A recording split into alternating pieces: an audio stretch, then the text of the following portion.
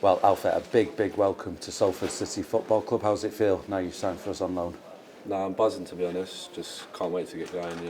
I've done my medical earlier, saw some of the boys, which was nice, and yeah, just can't wait to get going. Tell us a bit about your history as a player. You're joining us, as I mentioned, on loan from Tottenham, a centre back with plenty of experience on loan at Aberdeen for the past year. So tell us a bit about your history, how you got to this point. So I signed for Tottenham when I was 13, and then just made my way up through the ranks. Played for England throughout the ranks as well. Made my debut for Tottenham when I was 19. Yeah, and then went on loan to Aberdeen. I was quite nervous at first because it was my first loan, especially moving away from home on my own for the first time, learning to cook, clean, do everything for myself. But no, I loved it. Then obviously got in the team there. Like to think I'd done well and won the cup, which was probably the biggest moment of my career so far. That development as a youngster in Tottenham's academy, and as you mentioned, you've played at various youth levels for England as well. How good has that been, that foundation of your hopefully promising career to come?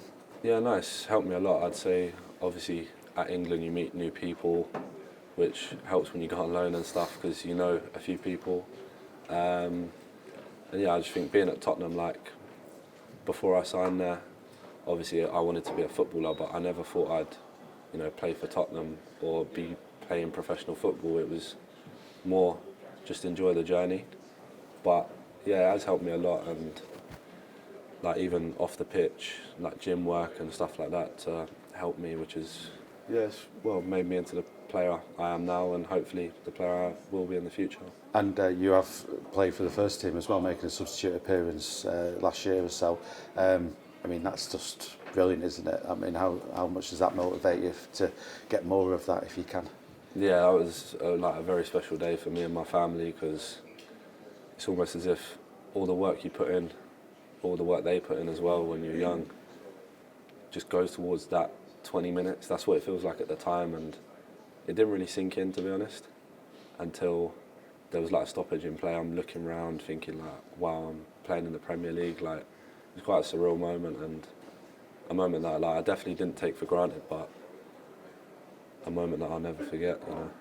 And then, as we mentioned, going out on loan at Aberdeen and, winning the Scottish Cup, which was a great achievement for Aberdeen. I think it was that first trophy in over a decade, wasn't it? And yeah. What was that like, being part of that game?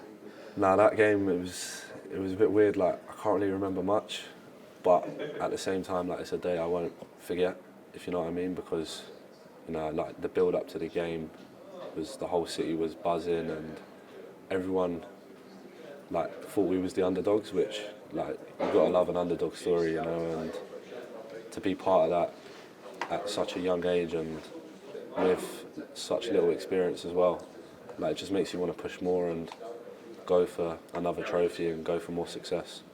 And the other thing to mention as well, and I'm sorry to bring it up, but I think it's quite interesting as well, as a young player like yourself, you are credited as scoring an own goal in that cup final, but when you watch it back, you're just there trying to defend the corner, so it's fair enough. But you've got the majority of the game left to go, so that says a lot about your character. That you've just gone right. Let's get on with it. Yeah, I think it was one of them. I knew I couldn't have done anything about it, and for me, I'm not one to think about what's in the past. It is what it is. It happened, and I'm just trying to, in a way, make up for it and do my best to help the team win the game. And then obviously Celtic scored an own goal, so it was almost like the final of own goals. But it's good to be part of the history and have my name on the score sheet. Well, congratulations. Getting a medal like that so young in your career is something else, isn't it? But speaking of medals, welcome to Salford City Football Club. I'm imagining your hopes for this second part of the season with us is to get some more medals if you can.